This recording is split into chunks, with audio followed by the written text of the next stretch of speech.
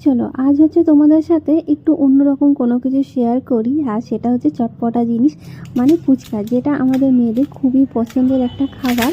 আর এই ফুচকার আওয়াজ শুনেই বুঝতে পারছো কতটা হচ্ছে মুচমুচে মতন হয়েছে। তো চলো তোমাদের সাথে আজকে নতুন একটা রেসিপি শেয়ার করি। ফুচকা খেতে খেতে কে কে ভালোবাসো আমাকে কিন্তু অবশ্যই জানিও।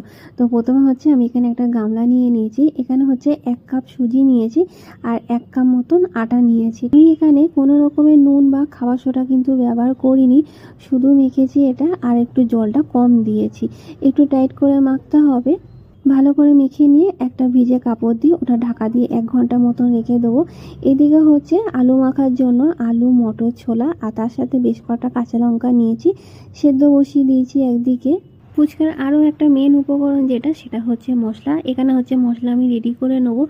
বেশ কটা এখানে হচ্ছে শুকনো লঙ্কা, গোটা জিরে, ধনে আর বেশ কটা গোলমরিচ নিয়েছি ঝাল করার জন্য।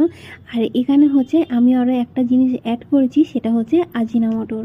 এই আজিনামটর দেওয়ার কারণে ফুচকার স্বাদ হবে কিন্তু আরও দ্বিগুণ। একটা দিন ব্যবহার করে দেখো, তাহলেই বুঝতে পারবে। মশলা তো আমি এদিকে রেডি করে নিয়েছি, এবার হচ্ছে টক জলের পালা। টক জল বানানোর জন্য আমি এখানে তো তেঁতুল গুলিয়ে নিয়েছি, তার মধ্যে হচ্ছে গন্ধরাজ লেবু কেটে দিয়েছি, অল্প একটু হচ্ছে ধনেপাতা কুচি, ভেজে রাখা মশলাটাও দিয়েছি। আর এই টক জলের মধ্যে আরও একটা জিনিস অ্যাড করেছিলাম, সেটা হচ্ছে আদা, কাঁচা লঙ্কা আর ধনেপাতা বাটা। আমি এখানে চাইলে পুদিনা পাতাটা দিতে পারতাম, কিন্তু আমি দিইনি, তবে তোমরা চাইলে দিতে পারো। এবার আর টক জলের মধ্যে দিয়েছিলাম বিট নুন আর হচ্ছে নর্মাল নুন। এবার হচ্ছে ফুচকাটা রেডি করে নেবো, এক এক করে হচ্ছে এগুলো বেলে নেবো। ফুচকাগুলো আমি বেলে নিয়ে কিন্তু অল্প একটু ভিজে কাপড় দিয়ে খানিকক্ষণের জন্য রেস্টে রেখে দিয়েছিলাম। তার আগে হচ্ছে আলুটা মেখে নেবো ফুচকাটা ভাজার আগে। এই আলু মাখার মধ্যে কিন্তু আমি এখানে সেদ্ধ লঙ্কা ব্যবহার করেছি। সেদ্ধ লঙ্কা দিয়ে দেখবে এর স্বাদও কিন্তু বেশি ভালো হয় লঙ্কা কুচিয়ে দেওয়ার থেকে। তবে তোমরা চাইলে কিন্তু এর মধ্যে দিতে পারো। এর মধ্যে এবার আমি দেবো এক এক করে ধনেপাতা কুচি, পেঁয়াজ কুচি, তারপর হচ্ছে ছোলা মটর সেদ্ধ, পরিমাণ মতন মশলা, নুন, বিট নুন, আর দিয়েছিলাম হচ্ছে অল্প একটু টক জল আর হচ্ছে লেবু দিয়ে ভালো করে আলুটা মাখিয়ে নিয়েছিলাম।